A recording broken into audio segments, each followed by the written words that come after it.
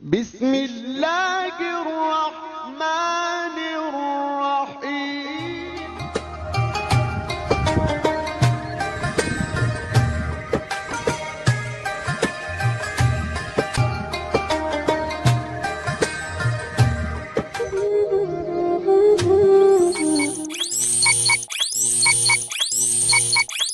بسم اللہ الرحمن الرحیم مولا صلی وسلم دائما ابدا علی حبیبک خیر الخلق کلہم هو الحبیب الذی ترجى شفاعته لکل حول من الاحوال مقتحم۔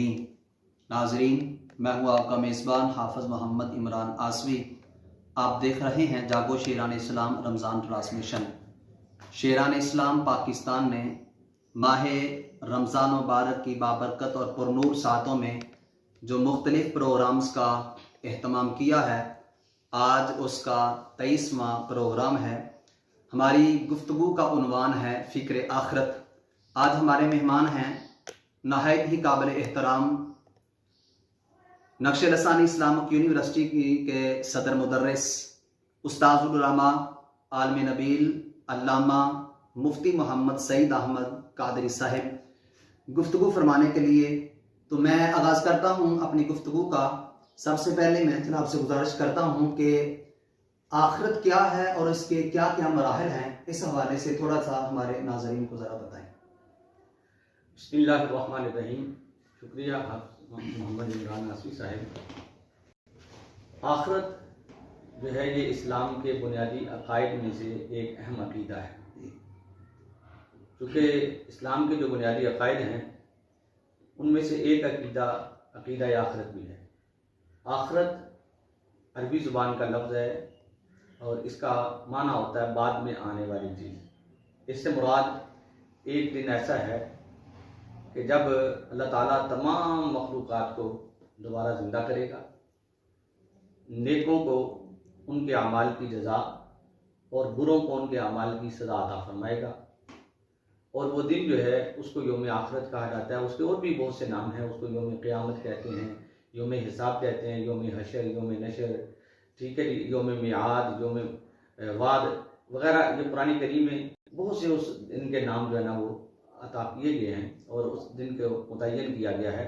اور یہ دن انتہائی ہولناک ہے، کیونکہ وہ دن جو ہے وہ 50,000 سال کے برابر ہے۔ قرآن کریم میں اللہ فرماتا ہے کان مقدارہ 50,000 سنہ، کہ اس کی مقدار 50,000 سال کے برابر ہوگی۔ اس کے مختلف مراحل ہیں۔ سب سے پہلا مرحلہ آخرت کا جو ہے نا وہ موت ہی ہے، کہ بندے کو اوپر جب موت طاری ہوتی ہے تو اس کے آخرت کے مراحل کا آغاز ہو جاتا ہے۔ مرنے کے بعد ہم اس کو غسل و کفن دیتے ہیں، دفن کرتے ہیں، اور وہ قبر میں دوسرا مرحلہ اس کا قبر ہے، جس کو ہم برزخی دنیا کہتے ہیں، کہ پردے کے معاملات ہیں۔ جب تک رب چاہے گا بندہ جو ہے وہ قبر میں رہے گا۔ پھر اس کے بعد اس کا اگلا مرحلہ جو ہے وہ نفخہ ثانیہ ہوگا۔ یہ نفخہ ثانیہ کیا ہے؟ یہ یاد رکھنا، قیامت قائم کب ہوگی؟ کہ جب اللہ تعالیٰ نے حضرت اسرافیل علیہ السلام کے ذمے یہ ڈیوٹی لگائی ہوئی ہے کہ وہ سور پھونکیں گے۔ سور یہ ایک آلہ ہے، وہ منہ میں لیے کھڑے ہیں۔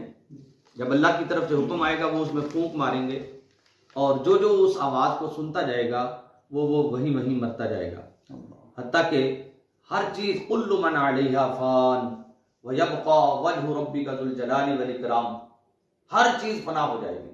یہ نفخہ اولا ہوگا۔ اس کو پہلی دفعہ جو سور پھونکنا ہے وہ یہ ہے۔ اور پھر جب سور پھونک دیا جائے گا تو حضرت اسرافیل علیہ السلام کے لیے بھی اللہ رب العزت ارشاد فرمائے گا مت، مر جا فیموت، تو وہ بھی مر جائیں گے۔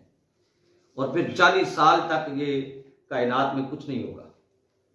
پھر اللہ رب العزت فرمائے گا لمن الملک اليوم للہ الواحد القہار، کہ آج کس کی بادشاہت ہے؟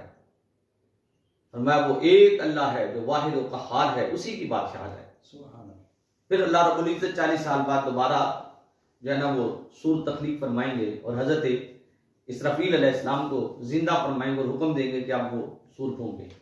جب وہ دوسری دفعہ سور پھونکیں گے تو پھر اس سور پھونکنے سے یہ ہوگا کہ قبریں پھٹ جائیں گی، مردے قبروں سے باہر آ جائیں گے، حضرت آدم علیہ السلام سے لے کر قیامت تک آخری فرد جتنے بھی لوگ اس دنیا میں آئے ہیں وہ سب کے سب حیوانات، جانور، انسان، سب کو دوبارہ زندہ کر دیا جائے گا، اور وہ دن جو ہے اس کو یوم حساب کہا جاتا ہے. پھر کیا حساب کا دن قائم ہوگا. اور آخرت کے مراحل میں بنیادی طور پہ عقیدہ آخرت جو ہے وہ ہمیں پیغام دیتا ہے کہ ہمیں دنیا میں بھیجا کس لیے گیا ہے، ہم دنیا میں کیوں آئے ہیں. اللہ تعالیٰ فرماتا ہے کہ خلق الموت والحیات لیبلوکم ایکم احسن عملا، کہ اس ذات نے موت و حیات کو پیدا کیا کہ وہ تمہیں آزمائے کہ تم میں سے اچھے عمل کون کرتا ہے. تو عقیدہ آخرت ہمیں نیکی کی طرف راغب کرتا ہے، ہمیں بلائی کی طرف لے کے آتا ہے، حسن اعمال کرنے کا جو ہے نا وہ ہمیں پیغام دیتا ہے. یہ عقیدہ آخرت ہے، اور یہ اس کے مختلف مراحل ہیں جن مراحل سے گزر کے قیامت کے دن جو ہے نا ہم اللہ کی بارگاہ میں حاضر ہوں گے. اور پھر وہ دن جو ہے نا اس دن حساب و کتاب ہوگا، اور جس سے وہ چاہے گا فَيَغْفِرُ لِمَن يَشَاءُ وَيُعَذِّبُ مَن يَشَاءُ، جسے چاہے گا وہ بخش دے گا، جسے چاہے گا وہ عذاب دے گا، یہ اس کی مرضی ہے. ہاں ہمیں حکم کیا ہے؟ ہمیں حکم یہ ہے کہ ہم اس عقیدے کے ساتھ دنیا میں رہیں اور اپنی آخرت کی تیاری کرتے رہیں. آخرت کیا ہے اور اس کے کیا کیا مراحل ہیں. میں جناب سے دوبارہ گزارش کرتا ہوں کہ اسلام میں فکر آخرت کی کیا اہمیت ہے، اس حوالے سے کچھ آپ بتا دیں. اسلام میں فکر آخرت کے حوالے سے اسلام نے بڑے ہی جامع انداز میں ہمیں پیغام دیا ہے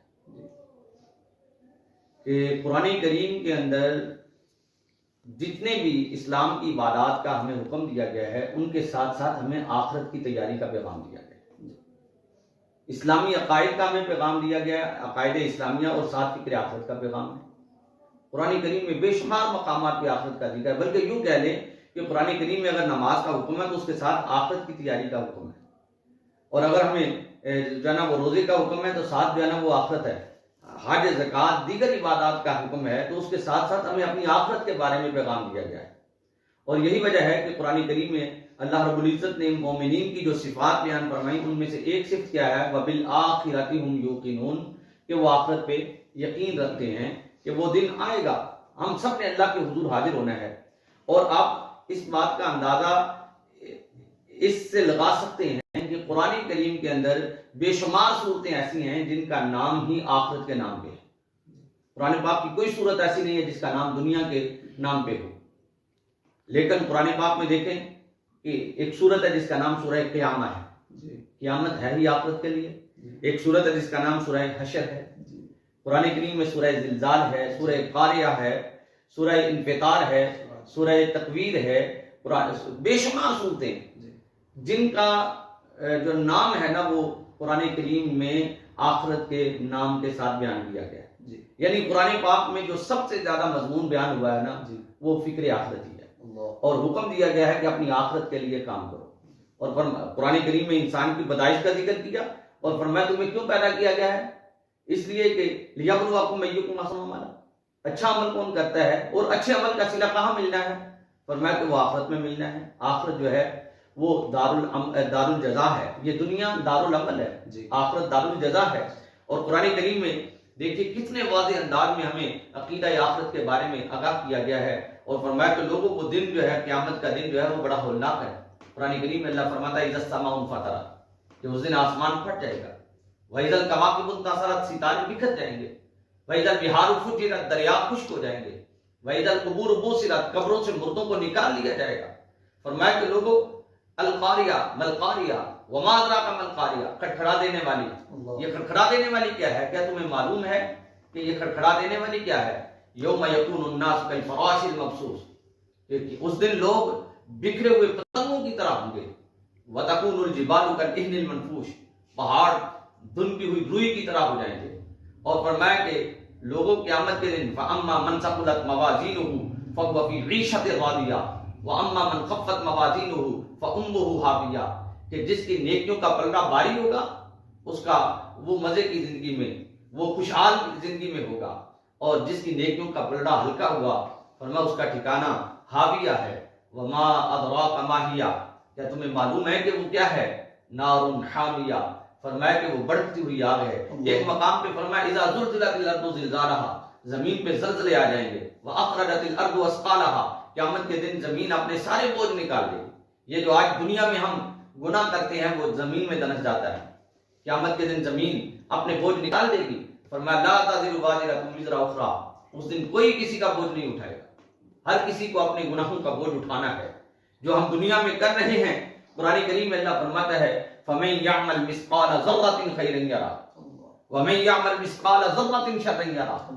ایک ذرے کے برابر اگر نیکی کرو گے تو قیامت کے دن اسے بھی دیکھو گے، اور ایک ذرے کے برابر اگر بدی کرو گے تو قیامت کے دن اسے بھی دیکھ لو گے. فرمایا کہ لا یظلمون نقیرا، قیامت کے دن بندو تمہارے اوپر ایک نقیر کے برابر بھی ظلم نہیں ہوگا. نقیر کیا ہے؟ مفسرین فرماتے ہیں کہ کھجور کی جو گٹھلی ہے اس کے اوپر ایک باریک سا چھلکا ہوتا ہے. فرمایا اللہ بندے کے اوپر اتنا بھی ظلم نہیں کرے گا کہ اس کی نیکیوں میں اتنی کمی کر دے یا گناہوں میں اتنا اضافہ کر دے. ایسا نہیں ہوگا. قیامت کا دن بڑا ہولناک ہے. نبی کریم علیہ السلام جب قیامت کا ذکر فرماتے اور اس کی فکر دیکھتے تو حضور علیہ السلام کی آنکھوں میں آنسو آ جاتے. اور یہ قیامت کی ہولناکی کا منظر قرآن نے یوں بیان فرمایا. فرمایا کہ قیامت کے دن کیا ہوگا کہ یوم یفر المرء من اخیہ، کہ اس دن آدمی اپنے بھائی سے بھاگے گا، وَأُمِّهِ وَأَبِيهِ اپنے ماں باپ سے بھاگے گا، وَصَاحِبَتِهِ وَبَنِيهِ اور اپنے بیوی بچوں سے بھاگے گا. لِكُلِّ امْرِئٍ مِّنْهُمْ يَوْمَئِذٍ شَأْنٌ يُغْنِيهِ، قیامت کے دن بندہ ہر کسی سے جان چھڑا رہا ہوگا. فرمایا الْأَخِلَّاءُ يَوْمَئِذٍ بَعْضُهُمْ لِبَعْضٍ عَدُوٌّ، قیامت کے دن گہرے سے گہرا دوست جو ہے وہ بھی دشمن ہو جائے گا. اور قیامت کی ہولناکی کا عالم یہ ہے، قرآن کہتا ہے یہ تو رشتے ناطوں کی بات ہے نا. انسان کا وجود اس کے خلاف قیامت کے دن اللہ کی عدالت میں گواہیاں دے گا. قرآن کریم میں اللہ فرماتا ہے اليوم نختم على افواہہم وتکلمنا ایدیہم وتشہد ارجلہم بما كانوا یکسبون، کہ قیامت کے دن ہم انسان کے منہ پہ مہر لگا دیں گے، اس کے ہاتھ ہم سے کلام کریں گے. وتشہد ارجلہم بما كانوا یکسبون، اور اس کے پاؤں اس کے خلاف اللہ کی عدالت میں گواہیاں دیں گے. ان ہاتھوں سے جو ہم نے کیا، یہ قیامت کے دن ہمارے ہاتھ ہمارے خلاف اللہ کی عدالت میں بولیں گے. اور ان قدموں سے چل کے جہاں جہاں ہم گئے یہ قدم بولیں گے یا اللہ میرے ساتھ چل کر یہ نماز پڑھنے جاتا تھا، میرے ساتھ چل کر شراب و کباب کی محفل میں جاتا تھا.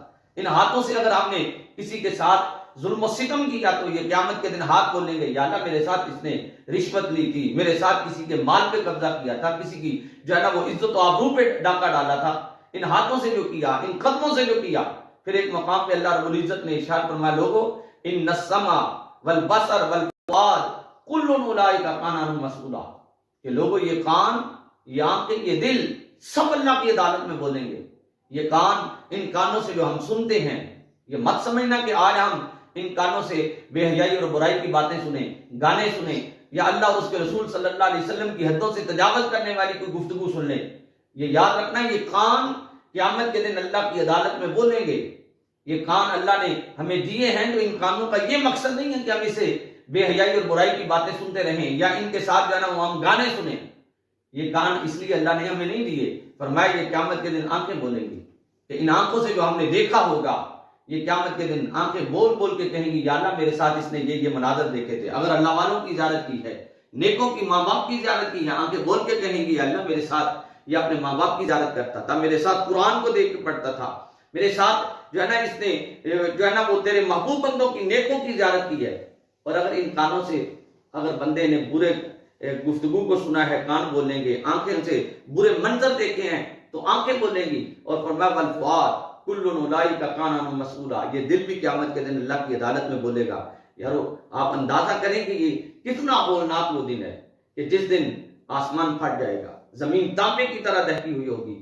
نبی رحمت صلی اللہ علیہ وسلم نے فرمایا کہ انسان کا 70 گز پسینہ زمین میں دنسنے کے بعد کسی کا پسینہ اس کے فرمایا کہ گھٹنوں تک ہوگا، کسی کا اس کی کمر تک ہوگا، کسی کا چھاتی تک، کوئی اپنے پسینے میں غوطے کھا رہا ہوگا. اور فرمایا اس دن کا ہولناکی کا عالم یہ ہے کہ کوئی کسی کا پرسان حال نہیں ہوگا. اور اس دن فرمایا کہ قیامت کے دن وہ دن اتنا ہولناک ہے کہ اس دن فرمایا ماں باپ بھی ساتھ چھوڑ جائیں گے، بہن بھائی بھی ساتھ چھوڑ جائیں گے، عزیز و اقارب بھی ساتھ چھوڑ جائیں گے. پھر بندے کو اپنے اعمال کا سامنا کرنا پڑے گا. اور اسی لیے ہمیں پیغام دیا گیا کہ لوگوں اپنے اعمال کی اصلاح کرو اور اپنی آخرت کو بہتر بنانے کے لیے کام کرو. یہی وجہ ہے کہ اسلام کے اندر جتنی بھی عبادات ہیں ان عبادات کا مقصد یہ ہے کہ بندہ وہ عمل کرے اور اللہ کی بارگاہ کا محبوب بن جائے اور آخرت کی ذلت اور رسوائی سے بچ جائے. وگرنہ یہ یاد رکھنا، حضور علیہ السلام نے فرمایا قیامت کے دن ایک بندہ جو ہے نا وہ ایک گائے اپنے ساتھ پہ اٹھائے لا رہا ہوگا اور وہ آوازیں نکال رہی ہوگی، پوری مجمع قیامت کے دن اس کی طرف دیکھے گا اور پتہ چلے گا یہ وہ تھا جس نے کسی کی گائے کو چوری کیا تھا. کوئی اونٹ اپنے سر پہ لا رہا ہوگا، کوئی جتنا بھی مال ہم نے دنیا میں جو اعمال کیے ہیں قیامت کے دن ہم نے ان کا سامنا کرنا ہے. اور یہی وجہ ہے کہ نبی کریم صلی اللہ علیہ وسلم نے ایک دن صحابہ کی محفل میں فرمایا تھا اتدرون من المفلس من امتی، صحابہ جانتے ہو کہ میری امت کا مفلس کون ہے؟ اب صحابہ کرام رضوان اللہ علیہم اجمعین نے مفلس کی وہ تعریف کی جو ہم دنیا دار کرتے ہیں کہ حضور ہم مفلس اس کو کہتے ہیں کہ جس کے پاس کوئی مال و متاع نہ ہو، کوئی درم و دینار نہ ہو، اس کو ہم مفلس کہتے ہیں. اللہ کے رسول صلی اللہ علیہ وسلم نے فرمایا نہیں، المفلس من امتی من یاتی یوم القیامہ بصلاۃ و زکاۃ، فرمایا کہ میری امت کا مفلس وہ ہے جو قیامت کے دن آئے تو اس کے نامہ اعمال میں نمازیں بھی ہوں، روزے بھی ہوں، حج و زکات بھی ہوں، صدقات و خیرات بھی ہوں، عبادات کے انبار ہوں، پھر وہ آ جائیں جس کے اس نے دنیا میں حق چھینے تھے. اب کسی کے حق کے بدلے میں اس کی نمازیں دے دی جائیں، کسی کے حق کے بدلے میں اس کے روزے دے دیے جائیں، کسی کے حق کے بدلے میں اس کی زکاتیں دے دی جائیں، کسی کے حق کے بدلے میں اس کی جو ہے نا وہ عبادات جانی مالی بدنی عبادات دے دی جائیں. حتیٰ کہ فرمایا فَإِن فُنِيَتْ حَسَنَاتُهُ، اگر اس کی نیکیاں ختم ہو جائیں اور حق لینے والے بھی باقی ہوں، پھر ان کے گناہ اس کے پلڑے میں ڈالے جائیں، پھر اس کے لیے جہنم کا فیصلہ ہو جائے، فرمایا یہ میری امت کا مفلس ترین آدمی. اب آپ اندازہ کر سکتے ہیں کہ اسلام میں ہمیں فکر آخرت کو کس قدر جو ہے نا وہ ہمیں پیغام دیا گیا ہے، اور اس کی اہمیت کا اندازہ آپ اس بات سے لگا سکتے ہیں کہ رحمت عالم صلی اللہ علیہ وسلم نے فرمایا کہ لوگوں اپنی اصلاح کرو، اپنے آپ کو اللہ کے عذاب سے بچاؤ. وہ قیامت کا دن جو ہے فرمایا کہ اس دن کوئی کسی کا پرسان حال نہیں ہے. رحمت عالم صلی اللہ علیہ وسلم نے فرمایا کہ لوگوں اپنی آخرت کی تیاری کرو، اپنی آخرت کو بہتر بناؤ، اعملوا لآخرتکم، اپنی آخرت کے لیے کام کرو. یہ دنیا میں ہم جتنے بھی عمل کر رہے ہیں یہ دنیا دار العمل ہے اور قیامت کے دن آخرت جو ہے وہ دار الجزا ہے. پھر اس دن اگر بندہ یہ کہے لو ان لنا کرا فنتبرأ منهم كما تبرأوا منا، پھر بندہ اس وقت پچھتائے اور کہے کہ کاش کہ مجھے دنیا میں دوبارہ بھیج دیا جائے اور میں ان لوگوں سے بری بیزار ہو جاؤں. فرمایا پھر اس وقت وہ پچھتاوا ہے اور کچھ نہیں ہے. اور وہ آخرت کا دن اتنا ہولناک ہے، رحمت عالم صلی اللہ علیہ وسلم نے فرمایا اس کی ہولناکی کا عالم یہ ہوگا کہ وَيَقُولُ الْكَافِرُ يَا لَيْتَنِي كُنْتُ تُرَابًا، کہ کافر جو ہے نا وہ کہے گا کاش کہ میں مٹی ہوتا، میں انسان ہوتا ہی نہ، میں آج کے دن کی وحشت سے بچ جاتا. قرآن کہتا ہے کہ یومئذ تکون الولدان شیبا، کہ اس دن بچے جو ہے نا اس دن کی وحشت اور خوف کی وجہ سے وہ بھی بوڑھے ہو جائیں گے. اس دن مائیں اپنے دودھ پیتے ہوئے بچوں کو بھول جائیں گے. ویسے تو دیکھیں کہ ماں وہ جو بچہ دودھ پیتا ہے ماں اسے کبھی بھی تنہا نہیں چھوڑتی، کسی دور دراز سفر میں بھی جائے تو اپنے ساتھ لے کے جاتی ہے اور جہاں کہیں بھی جائے فوراً اس کی فکر رہتی ہے. لیکن وہ دن اتنا ہولناک ہے کہ اس دن کی ہولناکی کا عالم یہ ہے کہ مائیں بھی اپنے بچوں کو بھول جائیں گی. اور اس دن حال یہ ہوگا کہ ہر کوئی اپنے اپنے اعمال کا ہر کسی کو سامنا کرنا پڑے گا. تو اس لیے اسلام میں عقیدہ آخرت کی اتنی زیادہ اہمیت ہے کہ ہمارے نبی صلی اللہ علیہ وآلہ وسلم نے ہر عمل کے ساتھ ہمیں اپنی آخرت کو بہتر بنانے کے لیے تعلیم دی اور فرمایا جو بھی عمل کرنا ہے اس عمل کے اندر الہیت پیدا کرو، اللہ کی رضا پیدا کرو تاکہ تمہیں آخرت میں اس کا اجر ملے. کیونکہ آخرت جو ہے وہ دار الجزا ہے، اس میں جزا ملے گی اعمال کی.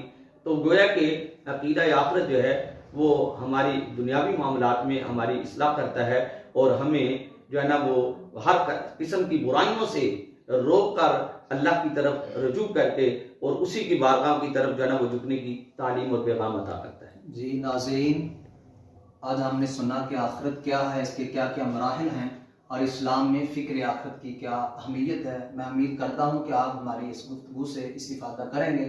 اللہ تعالیٰ ہم سب کو فکر آخرت کی توفیق عطا فرمائے. آخر میں مہمان گرامی کا شکریہ ادا کرتا ہوں کہ آپ نے اپنے قیمتی وقت سے ہمیں ٹائم دیا. اللہ تعالیٰ جزائے خیر عطا فرمائے. ہمارے پروگرام کا وقت ختم ہوا چاہتا ہے، آپ سے ہم اجازت چاہتے ہیں. پاکستان زندہ باد، شیران اسلام قائم رہا.